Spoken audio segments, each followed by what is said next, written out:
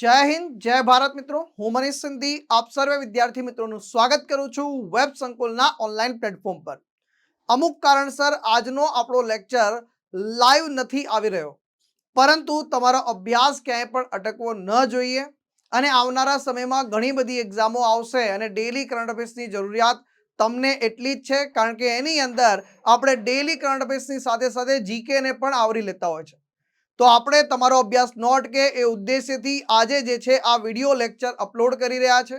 આજે છે 28 એપ્રિલ 2023 અને આજના દિવસના મોસ્ટ આઈએમપી કરંટ અફેર્સની ચર્ચા કરીશું। ચર્ચાને આગળ વધારું એ પહેલા એવા મારા વિદ્યાર્થી મિત્રો કે જે ઓફલાઈન બેચમાં જોડાઈ શકતા નથી, કોઈ કારણસર નથી જોડાઈ શકતા, પરંતુ ઓફલાઈનની જેમ ભણવા ઈચ્છે છે ઘરે બેઠા, એમના માટે વેબ સંકુલ લઈને આવ્યું છે પ્લાનર કોર્સ। અને હવે આ પ્લાનર કોર્સ પર જે ઓફર ચાલી રહી છે, ડિસ્કાઉન્ટ ઓફર, એના માત્ર ને માત્ર 3 દિવસ બાકી રહ્યા છે, એટલે કે 30 તારીખે આ જે છે ઓફરનો જે છે અંત આવી જશે। એટલે કે અત્યારે હાલ પોલીસ કોન્સ્ટેબલની વાત કરીએ ભાઈ, વિથ મટીરિયલ 12 મહિનાના કોર્સની જો હું વાત કરું તો અહીંયા જે છે સાહેબ પીએસઆઈ ની વાત કરું તો 16,499 છે, પરંતુ આ પ્લાનર પ્રોમો કોડ એપ્લાય કરવાથી 7,999 માં આપણને અત્યારે મળી રહ્યું છે, જ્યારે 30 તારીખ પછી 16,499 થઈ જશે વિથ મટીરિયલની વાત છે। વિધાઉટ મટીરિયલની વાત કરીશું અહીંયા ભાઈ, તો ભાઈ કોન્સ્ટેબલ અને પીએસઆઈ, કોન્સ્ટેબલ પીએસઆઈ બંનેની વાત કરીશું તો ભાઈ કોન્સ્ટેબલમાં વિધાઉટ મટીરિયલ 1 વર્ષ જે છે એ 9,999 છે, પરંતુ અત્યારે પ્લાનર પ્રોમો કોડ એપ્લાય કરવાથી 3,999 માં ઉપલબ્ધ થઈ રહ્યું છે। તો આનો લાભ લેવાનું ભૂલતા નહીં। વધુ માહિતી માટે આપેલા હેલ્પલાઇન નંબર પર તમે સંપર્ક સાધી શકો છો, જ્યાંથી વિશેષ માહિતી તમને તમારા કોઈ પણ ડાઉટ હોય એનું સમાધાન મેળવી શકો છો। પ્રશ્ન તમારી સમક્ષ આવશે ભાઈ, આજે વિડિયો લેક્ચર છે એટલે તમે પહેલા તો જાતે પોતાની નોટબુકની અંદર આ પ્રશ્નનો જવાબ અથવા તો પોતાના મન મસ્તિષ્કમાં જવાબ નક્કી કરજો અને પછી જવાબ આપવાનો પ્રયાસ કરજો કે ગુજરાતી બાળ સાહિત્યનું અમર પાત્ર એટલે કે મિયા ફુસ્કીના સર્જક રચનાકાર કોણ છે? યશવંત મહેતા, ગીજુભાઈ બધેકા, હરીશ નાયક કે જીવરામ જોશી? તો આમ તો જનરલી આપણે ગીજુભાઈ બધેકા ઉપર જતા રહીએ, પણ ગીજુભાઈ બધેકા નહીં આવે, જીવરામ જોશી જે છે જવાબ આની અંદર સાચો આવશે। જીવરામ જોશી વિશેનો આપણે પરિચય મેળવીશું। તો જીવરામ ભવાની શંકર જોશી, પહેલા તો પૂર્ણ નામ આપણે યાદ રાખવાનું છે। મારા જેવા એટલે કે મારા એટલે કે મનીષ સિંધી જેવા અનેક ગુજરાતીઓના જે છે બાળપણને યાદગાર બનાવનાર મિયા ફુસ્કીનું આ પાત્ર જે છે, આજે એમના નિર્વાણ દિવસ પર વેબ સંકુલ તરફથી આમની પુણ્યતિથિ પર જે છે આપણે એમને સ્મરણ કરીએ છીએ અને નમન કરીએ છીએ। પુણ્યતિથિ ક્યારે? તો 28 એપ્રિલના રોજ આવે છે। 2004 માં એમનું અવસાન થયું હતું। કઈ જગ્યાએ? તો સાહેબ અમદાવાદ ખાતે જે છે એમનું અવસાન થયું હતું, યાદ રાખજો ભાઈ આજની તારીખે। જન્મ પૂછી લે તો 6 જુલાઈ 1905 ના રોજ અમરેલી જિલ્લાના ગરણી ગામે થયો હતો। કઈ જગ્યાએ? તો અમરેલી જિલ્લાના ગરણી ગામે એમનો જન્મ થયેલો છે। બાળ સાપ્તાહિક જગમગના તેઓ તંત્રી હતા સાહેબ। શેના? જગમગના તેઓ તંત્રી હતા। સાહિત્ય પ્રદાનની વાત કરીશું તો બાળ સાહિત્યની અંદર સૌ પ્રથમ જો કોઈનું નામ લેવામાં આવે તો ભાઈ સૌ પ્રથમ જો કોઈનું નામ લેવાનું આવે તો એ છે આપણા જે છે જીવરામ ભવાની શંકર જોશી। રઘુ સરદાર જે છે એમનું પ્રથમ પુસ્તક હતું ભાઈ, એમનું પ્રથમ પુસ્તક યાદ રાખી રહ્યું રઘુ સરદાર જે છે। 1927 ની વાત કરીશું તો કાશીમાં રહીને સંસ્કૃત તો શીખી રહ્યા હતા, પણ જોડે જોડે જે છે અંગ્રેજી ભણવાનો પણ પ્રયત્ન કર્યો અને પછી કાશી વિદ્યાપીઠના પરિચયમાં આવ્યા। એમના દ્વારા રચિત કેટલા અમર પાત્રોના નામ યાદ રાખી લેજો ભાઈ। એમાંથી સૌથી પહેલું છે મિયા ફુસ્કી, પછી છે તભા ભટ્ટ, પછી અડુકિયો દડુકિયો, છેલ છબો અને છકો મકો। આ બધા જે છે અમર પાત્રો છે। કોના ભાઈ? તો જીવરામ જોશીજીના જે છે અમર પાત્રો છે। આ બાબત યાદ રાખી લેજો ભાઈ। ત્યાર પછી એમના પાત્ર છકો મકોની વાર્તાઓને આવરી લઈને બાળ નાટક પણ બનેલું છે સાહેબ। એ ઉપરાંત મની તબા ભટ્ટ, રાણી ચતુરા અને રાજા વિક્રમ વાર્તાઓ પણ બહુ લોકપ્રિય બનેલી છે। અને આ ભાઈ જોઈ શકો છો આ પ્રકારના કિરદારના રચયિતા। એમણે રમત ગમતના ગીતો પણ લખ્યા હતા 1952 ની અંદર સાહેબ, જે રમતી રમતી વખતે ગાવાના ગીતો લખ્યા છે. એમની વાર્તા છકો મકો જે છે 1963, પાણીદાર મોતી આ યાદ રાખી લેજો 1965 એનું નાટ્ય રૂપાંતરણ પણ કર્યું હતું સાહેબ. અડુક્યો દડુક્યો અને ગલુ જાદુગર પરથી 2008 ગુજરાતી ચલચિત્ર પણ બન્યા છે સાહેબ. મિયા ફુસ્કીનું પાત્ર નાટકો, ટેલિવિઝન ધારાવાહિક, ચલચિત્રની અંદર ઘણી જગ્યાએ જોવા મળે છે. ઉદ્યોગપતિ રશ્મિન મજેઠિયાની વાત કરીશું. એમની કંપની જીવરામ જોશીજીની 125 વાર્તાઓ અને તેના પાત્રોના પ્રકાશન અધિકાર ધરાવે છે. એટલે કે એક હતું શાસન ધરાવે છે, એ પણ ખાસ અહીંયા નોંધીશું ભાઈ.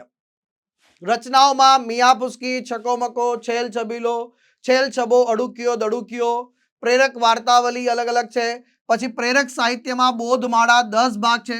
બાલ સાહિત્ય સર્વ સંગ્રહ પણ છે એમના. આ ઉપરાંત જે છે અમે કોણ, મિયા ફુસ્કી, સિપાહી બચ્ચા, છકાને માથે ચોટી અને મકાને માથે મુંડો. આવો સરસ મજાના જે છે હાસ્ય કલાકાર. મને બાળકો અત્યંત પ્રિય છે, આવું કોણે કીધું હતું? જીવરામ જોશીજીએ. મને એમના નિર્દોષ ચહેરામાં ઈશ્વરના દર્શન થાય છે.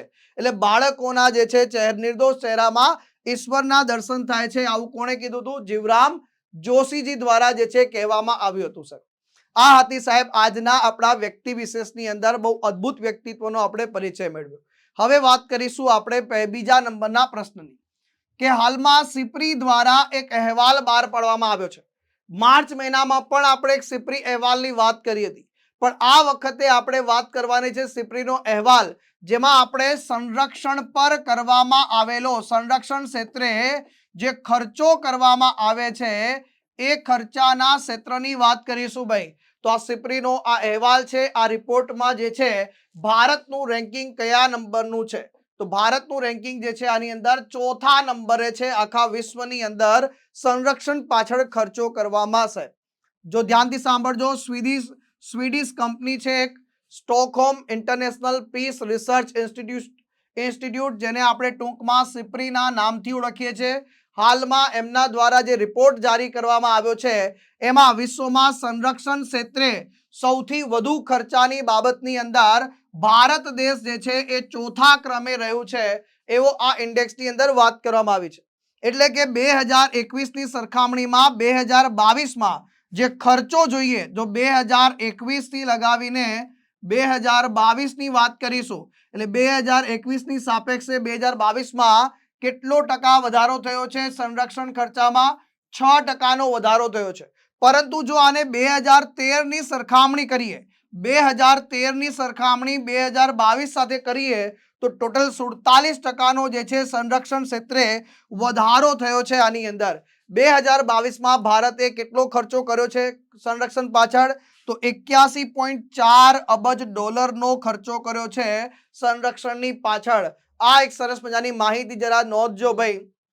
હવે આ જે છે ટોચના 10 દેશોની વાત કરીએ જેમને ખર્ચો કર્યો છે, તો એમાં સૌથી પહેલા આવે છે અમેરિકા, જે 877 બિલિયનનો જે છે ખર્ચો કરીને, એટલે 877 બિલિયન જે છે એ ખર્ચો કરીને પહેલા નંબર પર છે. એના પછી જો 877 આવશે, ક્લિયર છે ભાઈ. બીજા નંબરની વાત કરીએ તો ચીન આવે છે, એનું રક્ષા બજેટ $292 બિલિયન છે સાહેબ. રશિયા ત્રીજા નંબરે આવે છે, $86.4 બિલિયન સાહેબ. અને વાત કરીશું ભાઈ ભારત, તો $81.4 બિલિયન. તમે જુઓ ભાઈ, સૌથી આગળ છે અમેરિકા, કેટલો ખર્ચો કરે છે પોતાના સંરક્ષણ પાછળ, અને હજુ તો આપણા એમના સાપેક્ષે થોડા પાછળ છીએ. પછી 5મા નંબરે જો આવે તો યાદ રાખજો ભાઈ, સાઉદી અરેબિયા છે, અહીંયા યુકે નહીં આવે.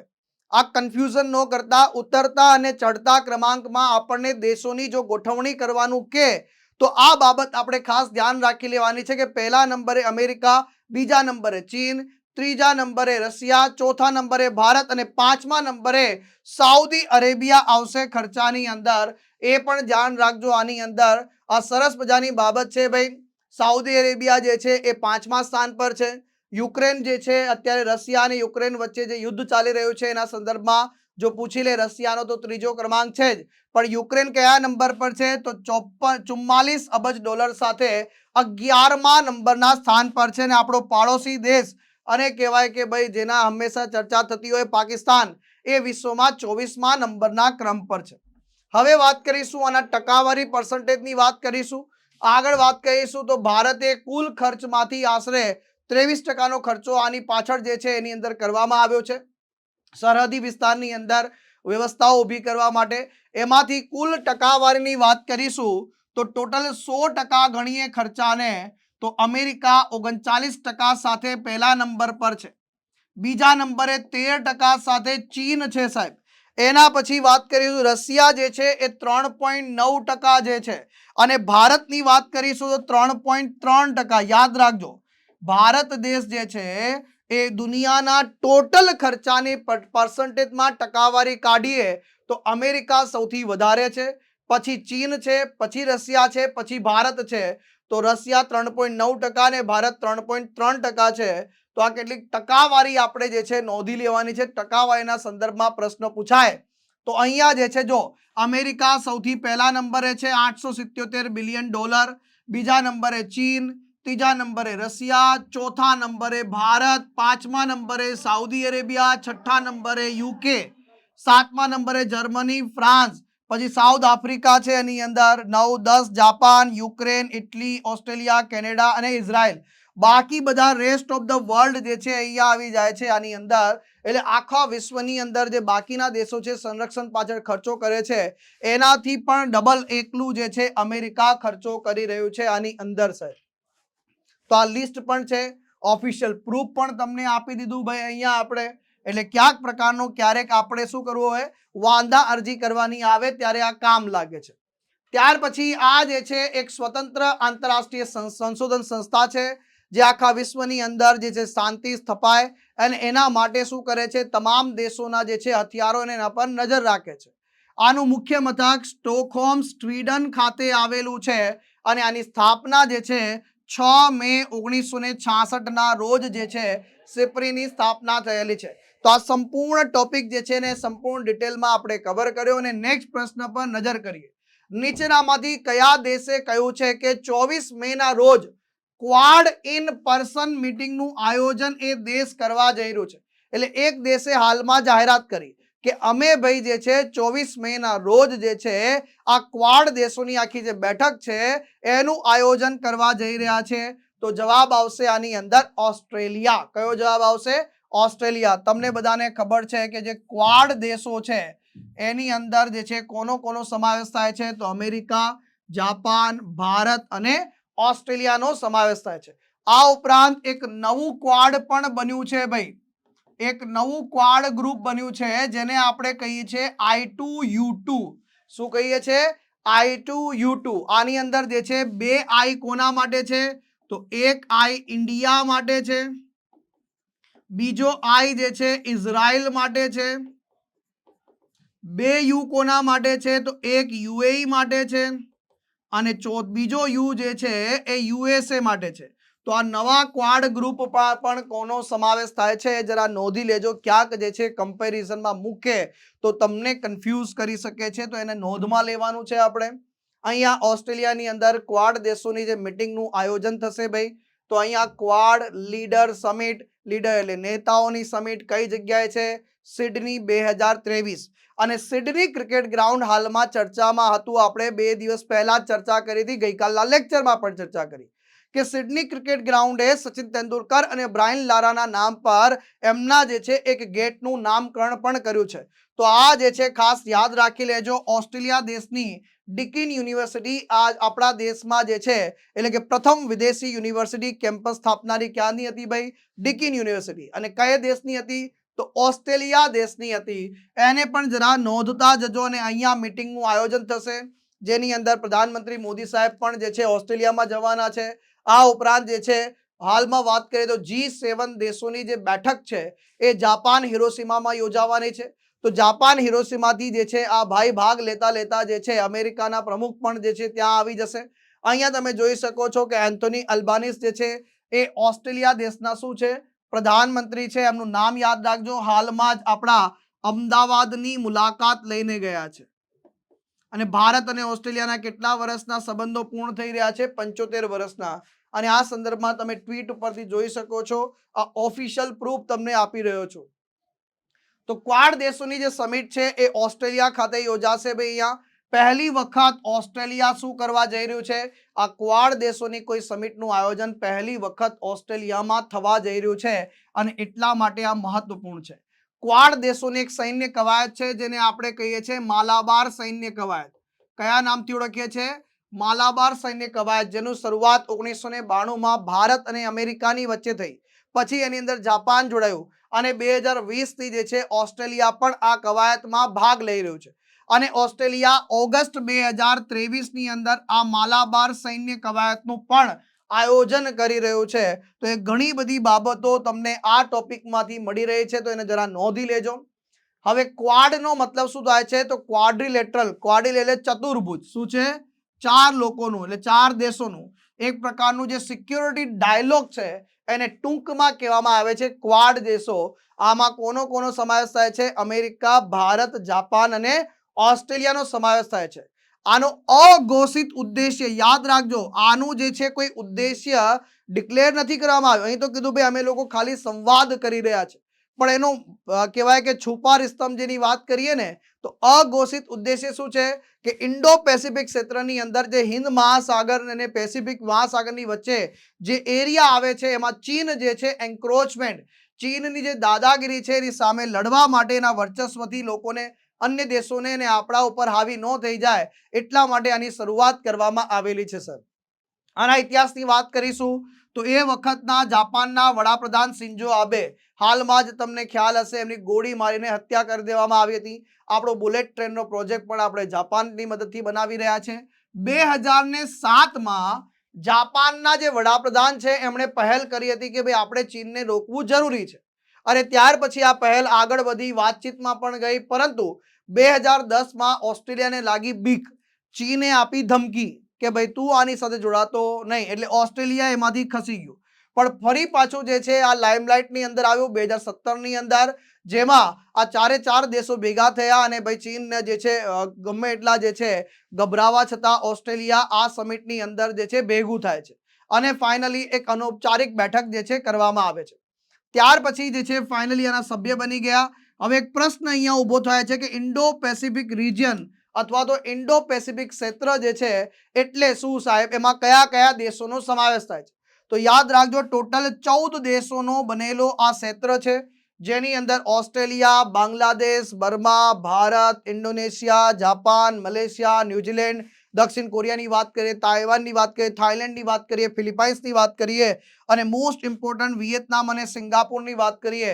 આ 14 દેશોનો બનેલો ક્ષેત્ર છે. એટલે ક્યારેક જે છે જીપીએસસીમાં આ પ્રકારે પ્રશ્ન પૂછી લેતા હોય છે કે ઇન્ડો પેસિફિક ક્ષેત્રમાં નીચેનામાંથી કયા દેશનો સમાવેશ કરવામાં આવેલો નથી. તો આ પ્રકારના પ્રશ્નો પૂછે તો જરા નોંધી લેજો અને નેક્સ્ટ પ્રશ્ન પર જરા નજર કરીએ. અમેરિકાના અંદર જે છે અલગ અલગ રાજ્યો છે, એ રાજ્યમાંથી કયા રાજ્ય, રાજાએ નહીં ભાઈ, થોડી પ્રિન્ટિંગ મિસ્ટેક છે ભાઈ, જવાબ અહીંયા શું આવશે? કયા રાજ્ય એ આવું આવશે. તો કયા રાજ્ય જે છે આપણા હિન્દુ ધર્મનો જે કહેવાય કે સર્વશ્રેષ્ઠ અને જેથી સૌથી મોટો તહેવાર એટલે કે દિવાળી જે છે, હવે ત્યાં પણ એ રાજ્યની અંદર રાષ્ટ્રીય રજા જાહેર કરી છે. તો આવું રાષ્ટ્રીય રજા જાહેર કરનાર જે છે અમેરિકાનું પહેલું રાજ્ય બન્યું છે પેન્સિલ્વેનિયા. શું છે? આ પેલું પેન્સિલ લખવા વાળી નહીં, પેન્સિલ્વેનિયા છે અહીંયા, એટલે પેન્સિલ્વાનિયા અહીંયા યાદ રાખતા પાછા. તો અહીંયા ધ્યાન રાખજો ભાઈ. જોર્જિયા તમને ખ્યાલ હશે થોડા દિવસ પહેલા ચર્ચામાં હતું, હિન્દુ ફોબિયા વિરુદ્ધ જે છે પ્રસ્તાવ પસાર કરનારું જે છે પહેલું રાજ્ય બન્યું હતું જોર્જિયા. શું છે? જોર્જિયા. તો અહીંયા ખાસ આ બાબતો ધ્યાન રાખી લેજો. તો અહીંયા પહેલી વખત જે છે અમેરિકાના કોઈ રાજ્યની અંદર હવે દિવાળીના દિવસે રાષ્ટ્રીય રજા જાહેર કરવામાં આવી છે. એટલે એ રાજ્યની અંદર શું થશે ભાઈ? દિવાળીના દિવસે જાહેર રજા હશે, એટલે પબ્લિક હોલિડે છે ભાઈ, તો નેશનલ હોલિડે ડિક્લેર કરવામાં આવ્યું છે. તો આ એક અદ્ભુત માહિતી છે, આને જરા નોંધી લેજો આની અંદર ભાઈ. તો અહીંયા ફેબ્રુઆરી મહિનાની અંદર જે છે ગ્રેગ રોથમેન અને નિકિલ સાવલે નામના જે છે બે સેનેટર છે આ પ્રસ્તાવ લઈને આવ્યા હતા અને પ્રસ્તાવ હવે ફાઇનલી પારિત થઈ ચૂક્યો છે. હવે પેન્સિલ્વેનિયાની વાત કરીશું તો એની અંદર 2 લાખથી વધુ દક્ષિણ એશિયાના લોકો રહે છે અને જ્યારે પણ દિવાળીનો તહેવાર આવે છે તો ત્યાં બહુ ધૂમધામથી મનાવવામાં આવે છે. પ્રકાશના આ પર્વને જે છે અદ્ભુત રીતે ઉજવવામાં આવે છે અને એટલા માટે જે છે હવે આને શું કરવામાં આવ્યું છે? ઓફિશિયલ જે છે હોલિડે ડિક્લેર કરવામાં આવ્યું છે. આ પ્રૂફ પણ તમારી સામે આપણે મૂકી દીધું છે. ઘણી વખતે તમે પૂછતા હો છો ને કે સાહેબ અમારે જે કોઈ પણ પ્રકારનો લવાદ થાય અને જો આપણે ઓફિશિયલ પ્રૂફ મૂકવું હોય તો તમે આને મૂકી શકો. ક્લિયર છે? ચલો આગળ વધીએ ભાઈ. આ ઉપરાંત જે છે લંડનની અંદર પણ તમે 2 દિવસથી ન્યૂઝમાં સાંભળતા હશો કે એક બિઝનેસમેન જે છે એણે પોતે 250 કરોડ રૂપિયા જે છે મંદિર બનાવવા માટે દાનમાં આપ્યા છે. કેટલા? 1, 2, 3 રૂપિયા નહીં, અહીંયા 250 કરોડ રૂપિયા દાનમાં આપ્યા છે. તો બ્રિટનમાં લંડન ખાતે જે છે હિન્દુ અનુયાયીઓ માટેનું પહેલું જગન્નાથ મંદિર બનવા જઈ રહ્યું છે ભાઈ. તો બ્રિટિશ રાજધાની ઇંગ્લેન્ડ જે છે એની અંદર ઇંગ્લેન્ડમાં ચેરિટી કમિશનમાં નોંધાયેલ શ્રી જગન્નાથ સોસાયટી જે છે એના દ્વારા બનાવવામાં આવશે. આ જે ઓડિશા મૂળના બિઝનેસમેનનું નામ યાદ રાખજો, વિશ્વનાથ પટનાયક. નવીન પટનાયક નહીં, નવીન પટનાયક જે તો ઓડિશાના મુખ્યમંત્રી છે. વિશ્વનાથ પટનાયક જે છે આ બિઝનેસમેન છે. એમણે જે છે પોતાની કેટલી ભાઈ 250 કરોડ, તો ભાઈ 4 કરોડ ઓછા કીધા મેં, તો 254 કરોડ રૂપિયા જે છે અહીંયા દાન આપ્યું છે મંદિર બનાવવા માટે સાહેબ. તો એક આ પણ સરસ મજાની માહિતી સમાચારોમાં ચાલે છે, આપણે પણ જોડે યાદ રાખી લેવાનું છે. નવી દિલ્હીની અંદર શાંઘાઈ કોઓપરેશન ઓર્ગેનાઇઝેશન એટલે કે SCO ના સભ્ય દેશોના જે સંરક્ષણ મંત્રીઓની જે બેઠક યોજાઈ એની અધ્યક્ષતા કોણે કરી સાહેબ આમાંથી? તો ભાઈ સંરક્ષણ મંત્રી કોણ છે? રાજનાથસિંહ છે. સિમ્પલ જવાબ આવશે. 2023માં SCO ની અધ્યક્ષતા કોના હાથમાં છે? તો ભારત દેશના હાથમાં છે. ભારત એની અધ્યક્ષતા કરી રહ્યું છે અને એ ઉપલક્ષની અંદર આ બેઠકનું આયોજન કરવામાં આવ્યું છે 27 અને 28 એપ્રિલ 2 દિવસ. અહીંયા જે છે ચીનના વિદેશ મંત્રી પણ આવી રહ્યા છે. પછી વાત ચાલી રહી હતી કે પાકિસ્તાનના વિદેશ મંત્રી પણ આવશે, પણ એમણે પછી જે છે કીધું કે અમે વર્ચ્યુઅલી કનેક્ટ થશું. ભાઈ આવવાની કઈ જરૂરિયાત નથી. આમાં અલગ અલગ દેશ ચીન, કઝાકિસ્તાન, કિર્ગિસ્તાન, રશિયા, તજાકિસ્તાન અને ઉઝબેકિસ્તાનના સંરક્ષણ મંત્રીઓ ભાગ લઈ રહ્યા છે. આ ઉપરાંત બેલારુસ અને ઈરાનના પણ સંરક્ષણ મંત્રીઓ આની અંદર જે છે ભાગ લઈ રહ્યા છે. ત્યાર પછી વાત કરીશું ભાઈ અહીંયા ભારતે સપ્ટેમ્બર 2023 સુધી જે છે શાંઘાઈ કોઓપરેશન ઓર્ગેનાઇઝેશનનું પ્રમુખ પદ સંભાળ્યું છે. એટલે કે સપ્ટેમ્બર 2023 સુધી અધ્યક્ષ પદ કોની જોડે છે? ભારત દેશના હાથમાં છે. અને ભારતે એના માટે એકચ્યુઅલીમાં એક અભિયાન શરૂ કરેલું છે જેનું નામ છે સિક્યોર SCO. આ સિક્યોર SCO નું પૂર્ણ નામ પરીક્ષામાં પૂછી શકે છે. S for security, EC for જો E અને C થી ઇકોનોમી બન્યું અને C અને U થી બનાવ્યું આ લોકોએ કનેક્ટિવિટી સાહેબ. પછી U ફોર યુનિટી, આમ તો ઇન્ડિવિજ્યુઅલ ગણવાનું તમારે, પણ હું તમને કહી રહ્યો છું યાદ રાખવા માટે આવી રીતે. U for unity, R for respect, E for environment જે છે. તો security, economy, connectivity, unity, respect અને એન્વાયરમેન્ટનો જે છે આ સિક્યોરની અંદર સમાવેશ થાય છે. તો જરા આને નોંધી લેજો ભાઈ. તો આ સરસ મજાનું જે છે આ સંગઠન છે. 2022ની જે બેઠક હતી સાહેબ એ ક્યાં યોજાઈ હતી ભાઈ? તો ઉઝબેકિસ્તાનના પ્રમુખ પદે સમરકંદ શહેરમાં જે છે આનું આયોજન કરવામાં આવ્યું હતું સાહેબ. હવે અહીંયા SCO જે છે આ યુરોશિયન દેશોની અંદર રાજકીય, આર્થિક અને લશ્કરી સંગઠન છે સાહેબ. 1996માં શાંઘાઈ 5 તરીકે આની સ્થાપના કરવામાં આવે છે. શાંઘાઈ 5માં કયા કયા દેશોનો સમાવેશ થાય છે? તો ચીન અને રશિયા મેં તમને યાદ રાખવાનું કીધેલું છે. આ ઉપરાંત તમે પેલું બબીતા અને જેઠાલાલ જુઓ છો તો બબીતા ઉપરથી યાદ રાખવાનું કકિતા. તો કઝાકિસ્તાન, કિર્ગિસ્તાન અને તજાકિસ્તાન જે છે એટલે કકિતા એટલે શાંઘાઈ 5 થઈ ગયા છે. પછી 2001માં જે છે ઉઝબેકિસ્તાન દેશ ઉમેરાય છે અને ફાઇનલી SCO ની રચના કરવામાં આવે છે ભાઈ. આના માટેનું આખું ચાર્ટર જે છે યાદ રાખજો. SCO નું ચાર્ટર 2002માં હસ્તાક્ષર કરવામાં આવ્યું અને 2003 થી જે છે SCO નું ચાર્ટર અમલમાં આવ્યું છે. આ પણ ધ્યાન રાખજો. ને ફાઇનલી શાંઘાઈ 5 ના અનુગામી તરીકે SCO શાંઘાઈ કોઓપરેશન ઓર્ગેનાઇઝેશન અસ્તિત્વમાં આવ્યું છે. ભારત જે છે SCO નું સભ્ય દેશ ક્યારે બન્યું? તો જૂન 2017ની વાત છે. કઝાકિસ્તાનના અસ્થાના ખાતે SCO ની સમિટનું આયોજન થાય છે ને ત્યાં ભારતની સાથે સાથે પાકિસ્તાન પણ જે છે SCO નો પૂર્ણ સમયનો સભ્ય બને છે સર.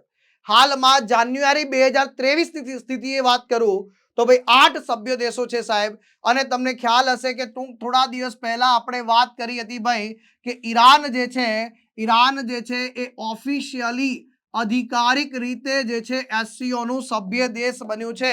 આ થોડા દિવસ પહેલા લેક્ચરની અંદર આપણે ચર્ચા પણ કરેલી હતી સાહેબ. એસસીઓ ની અધ્યક્ષતા બદલાતી રહે છે, એના સભ્ય દેશોની અંદર વારાફરતી આવતું રહે છે ભાઈ, રોટેશન પદ્ધતિના આધારે સાહેબ. એસસીઓ ની ઓફિશિયલ આધિકારિક ભાષાઓ પૂછી લે તો રશિયન અને ચાઇનીઝ આવશે સાહેબ. એની કાયમી સંસ્થાઓ પૂછી લે તો બે છે, એક બીજિંગ ખાતે આવેલું એસસીઓ નું સચિવાલય અને બીજો નંબરનું આવશે તાસ્કંદ ખાતે આવેલ પ્રાદેશિક આતંકવાદ વિરોધી માળખું એટલે રેટ્સ જે છે. આ બે એની જે છે પરમેનન્ટ સંસ્થાઓ છે. આ કોના અંતર્ગત આવે છે? એસસીઓ ના અંતર્ગત આવે છે. આટલી બાબત યાદ રાખવાની છે. એસસીઓ વૈશ્વિક લેવલ પર જે છે વસ્તીના 40% હિસ્સો ધરાવે છે, જીડીપીના 20%, વિશ્વ ભૂમિના 22% ભાગને આવરી લે છે સાહેબ. આને એકચ્યુઅલીમાં તમને ખ્યાલ હશે નાટો જે છે, આ નાટોનું સિમિલર સંસ્થા તરીકે ઓળખવામાં આવે છે ભાઈ. જેવી રીતે નાટોની રચના થઈ હતી એવી રીતે આમાં પણ નાટોને જેમ ઓળખવામાં આવે છે. અને આ રેટ્સની રચના જે છે 2004માં એ તાસ્કંદ જે છે ઉઝબેકિસ્તાન ખાતે કરવામાં આવી હતી.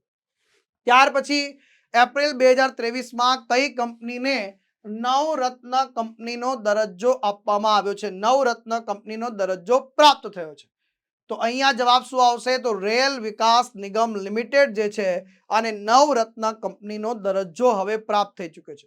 બહુ ડિટેલમાં શાંતિથી સમજજો. અત્યારે હાલ મિની રત્ન કેટેગરી 1 નામની કંપનીમાં લિસ્ટેડ હતી ભાઈ આપણી આ રેલ વિકાસ નિગમ લિમિટેડ, અને ફાઇનલી આપણા જે નાણાં મંત્રાલય દ્વારા આને અપગ્રેડ કરવા માટે જે છે મંજૂરી આપી દેવામાં આવી છે. સેન્ટ્રલ પબ્લિક સેક્ટર એન્ટરપ્રાઇઝ એટલે કે પબ્લિક સેક્ટર અંડરટેકિંગ જે છે, જાહેર ખાનગી સાહસ જેને આપણે કહીએ છીએ, એને અપગ્રેડ કરવાની મંજૂરી આપી દીધી છે. હવે આપણા દેશની અંદર વાત કરીશું તો પહેલા તો જે છે રેલવે મંત્રાલય જે છે અંતર્ગતની આ સંસ્થા છે, આ રેલવે વિકાસ નિગમ લિમિટેડ, એને નવરત્ન કંપનીનો દરજ્જો પ્રાપ્ત થયો છે. પેલો ભાઈ ચશ્મા પહેરીને તમારી સમક્ષ આવી ચૂક્યો છે. હવે આપણા દેશની અંદર નવરત્ન દરજ્જો ધરાવતી કંપનીઓની સંખ્યા આની સાથે ટોટલ કેટલી થઈ ગઈ છે? 13 થઈ ચૂકી છે. શું થઈ ચૂકી છે? હવે કોઈ પણ કંપનીને નવરત્નનો દરજ્જો પ્રાપ્ત થાય તો એના ફાયદા શું છે? એક તો રોકાણ મેળવવામાં થોડી સરળતા રહે છે, વધુ રોકાણ મેળવી શકે છે. સંયુક્ત સાહસ બીજું બનાવવું હોય, કોઈ નવી પેટા કંપની બનાવી હોય તો એની મંજૂરી પ્રાપ્ત થઈ જાય છે. અને નાણાકીય નિર્ણયો લેવામાં પણ ઓટોનોમસ જે છે પ્રાપ્ત થાય છે. સીપીએસસી મિની રત્ન જે છે 1 અનુસૂચિ એ કંપની હોય, છેલ્લા 5 વર્ષમાં કોને જે છે માપદંડ શું છે?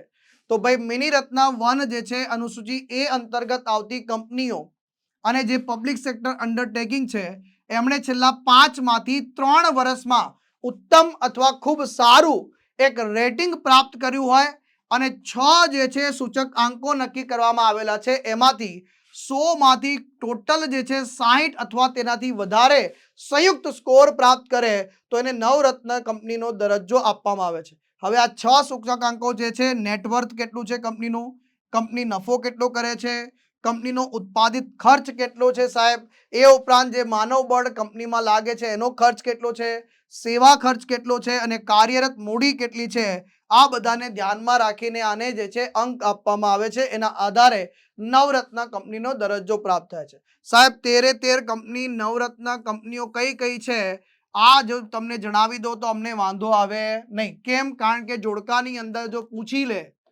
એક બાજુ કંપનીના નામ હોય, એક બાજુ અલગ અલગ કેટેગરી હોય, મહારત્ન, નવરત્ન, મિની રત્ન, તો એ વખતે જે છે આપણને આ કામ લાગી જાય અને પરીક્ષાની અંદર આપણો 1 માર્ક્સ જે છે આપણે મજબૂત કરી શકીએ આની અંદરથી. માઉન્ટ અન્નપૂર્ણા 1 આ શિખર સર કરનાર પ્રથમ ભારતીય પુરુષ કોણ બન્યા છે? પ્રથમ ભારતીય પુરુષ બનનાર વ્યક્તિ કોણ છે? તો ઘણા લોકોને તો તરત જે છે એક્ટરનું નામ યાદ આવી જશે, મનોજ વાજપેયી. ના ભાઈ ના, અહીંયા જવાબ આવશે અર્જુન વાજપેયી. કોણ આવશે ભાઈ? અર્જુન વાજપેયી જે છે પ્રથમ પુરુષ જે છે પર્વતારોહક બન્યા છે. માઉન્ટ અન્નપૂર્ણા 1 જે છે એ શિખરને સર કરીને જે છે ઇતિહાસ રચી દીધો છે. આ ઉપરાંત માઉન્ટ એવરેસ્ટ સર કરનારા સૌથી યુવા વ્યક્તિનું નામ તો એમને પહેલાથી જ રેકોર્ડમાં દર્જ છે. આ વ્યક્તિના નામ પર ધ્યાન રાખજો ભાઈ. ફિટ ઇન્ડિયા ચેમ્પિયન પણ જે છે એ બનેલા છે તો એ પણ ખાસ યાદ રાખી લઈશું. અહીંયા તમે જોઈ શકો છો Indian professional mountaineer Arjun Vajpayee has become the first Indian man એટલે પુરુષ ટુ સમિટ એટલે સર કરવું mount Annapurna 1, the 10th highest mountain in the world. એની ઊંચાઈ કેટલી આપેલી છે? 8091 મીટર એટલે કે 26,545 ફૂટ ઊંચું સર કરીને. અને આ કયા દેશમાં છે માઉન્ટ અન્નપૂર્ણા? તો સાહેબ નેપાળ દેશમાં છે. જો તમે અહીંયા જોઈ શકો છો આ પ્રકારના જે આપણે વાત કરીએ તો ટ્વીટ પરથી પણ ઘણું બધું કરંટ અફેર્સ અને અંગ્રેજી બે એક સાથે આપણે શીખી શકીએ છીએ જો શીખવાની ઈચ્છા હોય તો. અને જો તમને પણ ઈચ્છા હોય કે ભાઈ સર મનીષ સર આવી રીતે અમને આ પ્રકારના ટ્વીટ્સ અને જે જનરલ પર્પઝ જે ચર્ચામાં હોય છે એના આધારે અંગ્રેજી પણ શીખવાડો તો આ લેક્ચરની નીચે તમારા પ્રતિભાવો કોમેન્ટ બોક્સની અંદર લખીને જણાવજો. કોમેન્ટ બોક્સની અંદર તમારા પ્રતિભાવોની જે છે હું રાહ જોઈશ. તો અન્ય જે છે આપણે આના વિશે આગળ વાત કરીશું. પણ હવે વાત કરવાની છે કેટલાક મનીષ સિંધી સ્પેશિયલની. સર MSSP વગર આપણું લેક્ચર ક્યારે પૂરો થાય નહીં. મનીષ સિંધી સ્પેશિયલની અંદર અહીંયા ખાસ આપણે ધ્યાન રાખજો કે સૌ પ્રથમ જે છે ભારતીય પૂછી લે કે જેણે માઉન્ટ અન્નપૂર્ણા સર કર્યું હોય તો જવાબ આવશે પ્રિયંકા મોહિતે. શું જવાબ આવશે?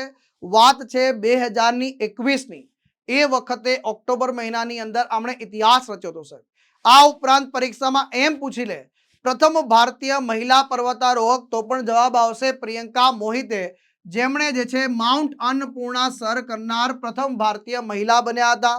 એ પણ ખાસ યાદ રાખજો ભાઈ. આ ઉપરાંત જે છે 8000 થી માઉન્ટ મકાલુ પણ સર કરી ચૂક્યા છે પ્રિયંકા મોહિતે. 2022ની વાત કરીશું હાલમાં ઓક્ટોબર મહિનાની અંદર એમણે 8000 મીટરથી વધુ ઊંચાઈના 5 શિખરો સર કરનાર પ્રથમ ભારતીય મહિલા બનીને પણ રેકોર્ડ બનાવેલો છે. સાહેબ 2021 અને 2022 પ્રિયંકા મોહિતે જે છે એમણે રેકોર્ડ ઉપર રેકોર્ડ સ્થાપિત કર્યા છે.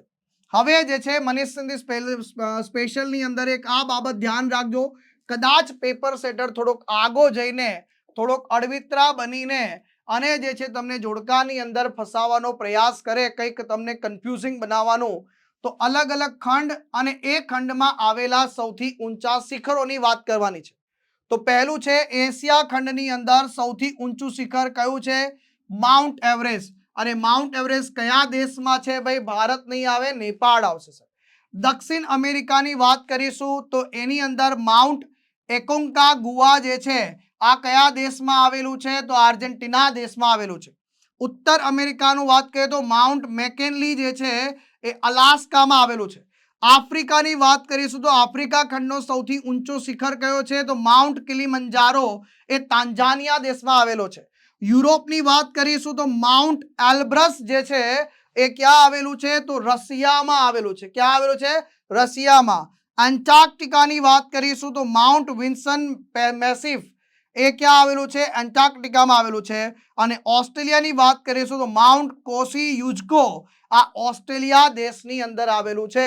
તો અહીંયાથી કન્ફ્યુઝિંગ જે છે ચોંકાવનારો જે છે પ્રશ્ન બની શકે છે, તો એને જરા નોંધ કરી લેજો.